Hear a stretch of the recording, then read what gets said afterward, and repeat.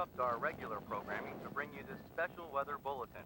The National Weather Service has issued a tornado warning. A funnel cloud is on the ground 2 miles west of Cantrell and is moving Cassie northwest. Marina, come downstairs Everyone in the now. Cantrell area should take shelter immediately. To repeat, moving to the northwest. Everyone in the Cantrell We're area under a should tornado take warning, shelter so we need to go to the basement just like we've planned. So go ahead and head down to the basement. Weather update.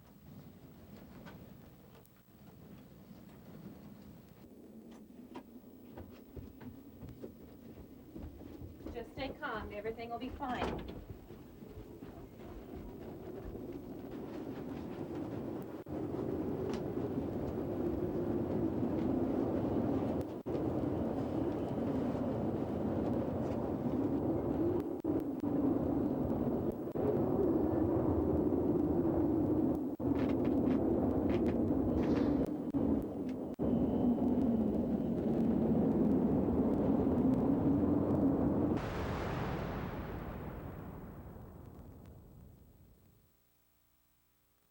It's okay, everyone's all right.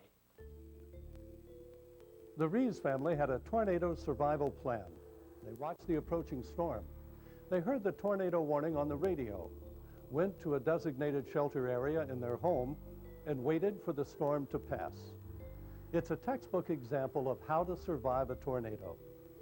But things seldom happen this way. In fact, they almost never happen this way. You may not hear a warning. Your house may not have a basement.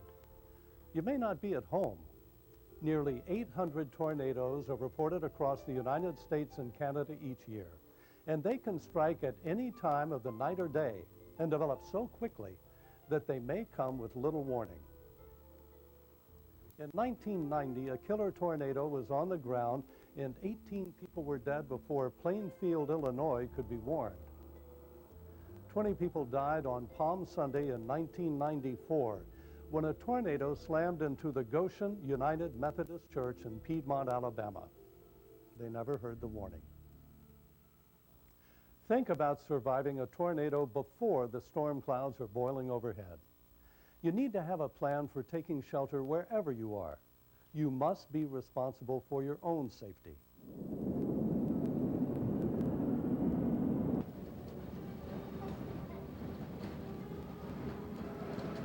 In southern Illinois, Jim McGinnis, his wife and son took cover in the bathroom in the middle of the house when they saw the storm approaching.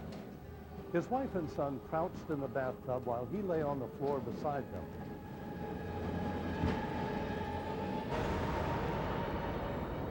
The house suffered a direct hit. All that was left was the bathroom and 2 interior walls. Our house didn't have a basement, so we went to the middle of it. I wanted to put as many walls between us and that cloud as I could. So we covered our heads and waited till it was over. The safest place to be during a tornado is underground, preferably under something sturdy like a stairway or workbench. If there's no basement or cellar in your home, a small room in the middle of the house, like a bathroom or closet, could save your life. Jim was right. The more walls between you and the outside, the better.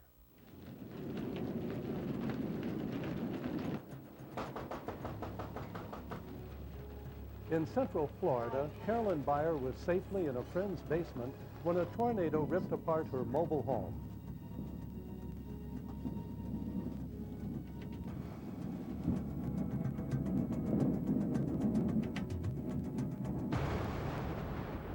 Nearly 70 homes in her mobile home park were destroyed. Well, at first I didn't want to get out into the rain and hail, but boy, am I sure glad I did. There was nothing left of my home. Mrs. Byer knew where to go to take shelter, and it saved her life. Tornadoes can have wind speeds of 200 to 300 miles per hour. Manufactured homes, including those with tie-downs, are extremely vulnerable to high winds. If you live in a manufactured home, you should seek shelter at the first sign of severe weather. If there's no local shelter, you should talk to someone nearby and get permission to come to their house when severe weather threatens. If you have no other shelter, as a last resort, go outside, lie in a ditch or low-lying area, away from your manufactured home. Cover your head and neck with your hands. You'll be safer outside than you are in a mobile home. Rod Merritt was driving home when he saw a tornado plowing through a residential neighborhood in northern Kansas. He jumped out and laid flat in a ditch seconds before the tornado carried his vehicle away. There really wasn't time for anything except common sense. But I knew there's no way I could have outrun that funnel cloud. I picked my car up and just literally threw it about 50 yards from the road. When he jumped out of his vehicle and got into the ditch, Rod did the right thing. Fast thinking and common sense probably saved his life. Tornadoes have been known to pick up and overturn cars, trucks, even tractor trailers. If you're in a vehicle and you see a tornado, don't try to outrun it. If you can't find a safe structure like a highway overpass, get out of the vehicle, get away from it, and lie down with your hands covering the back of your head and neck. Remember, whenever you have to take shelter on the ground, be alert for flash flooding.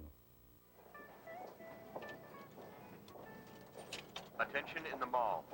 A tornado has been sighted on the ground and is moving toward the mall.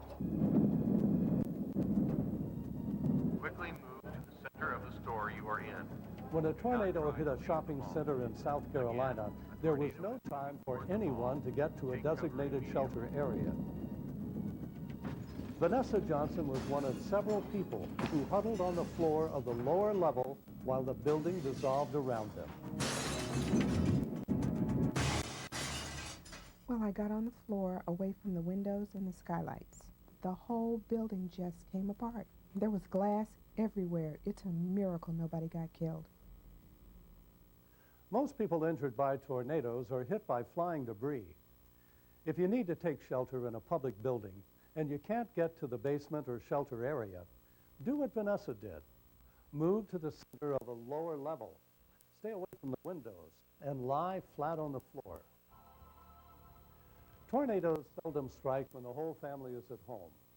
Think about the places you spend time each week: the gym, church, even a movie theater. Wherever you are, think about where you would seek shelter if the weather turned threatening. Be aware of the emergency shelter plans in the schools your children attend, and make sure your children are aware of them. You also need to know where the designated shelters are in your workplace. Practice getting there from your work area. Tornadoes occur in the same weather patterns that produce severe thunderstorms. When thunderstorms are brewing, check your television or radio for weather updates. Randy Duncan is with the National Coordinating Council on Emergency Management.